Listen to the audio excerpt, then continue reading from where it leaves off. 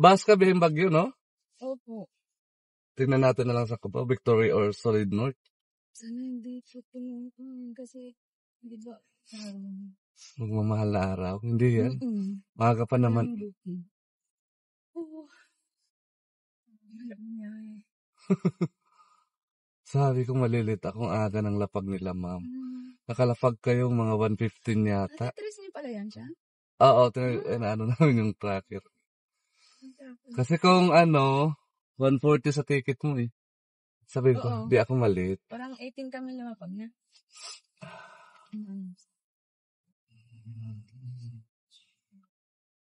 Sabi nila magbabas, so surprise niya kami nahirapan. Saan ba yung bus dito papunta ng papunta ng terminal ng mga bus? Shuttle bus ba yun? Mayroon dyan sa labas.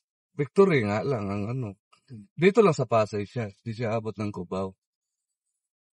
Wala kang option dyan kung anong oras lang yung bus talaga. Natatakot ako, wala kang alam dito.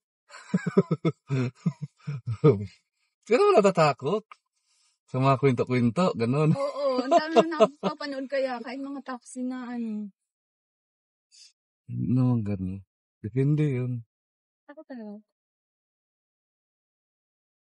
Kaya last minute ko naman si Sir kasi magpapasundo din sana ako. Pero isa lang din naman ako kaya. Magpapasundo ka galing Bagyo. Opo.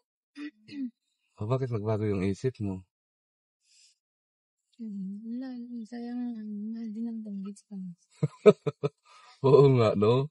Tapos, ako lang naman kung marami sana. pagod din sa biyahe. Kawawa. Ilang oras din yan. Kung 5 hours, mga 4 hours, 4 hours. Bagyo tumayo dito ng 4 hours hindi. 4 hours.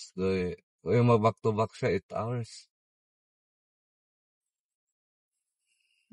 Parang pinagsisihan ko yun, hindi ko pag-uwi ng ilang buwan.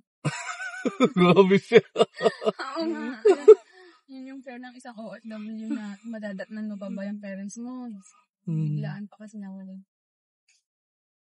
Bakit ilang ka din Years na lang. 6 years. Tapos pangalawang uwi mo pa lang to? 4 years na dapat. 4 years na walang... Hindi ako umuwi naman. Tapos yun na yan.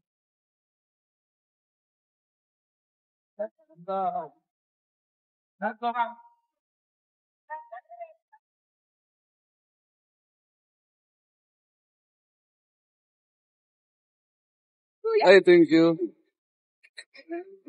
Picture tayo. Picture tayo, ma. Yan, thank you. Ay, sobra tong pera bayad mo. Okay lang. Okay, ma'am, thank you, ma'am. Thank you, ma.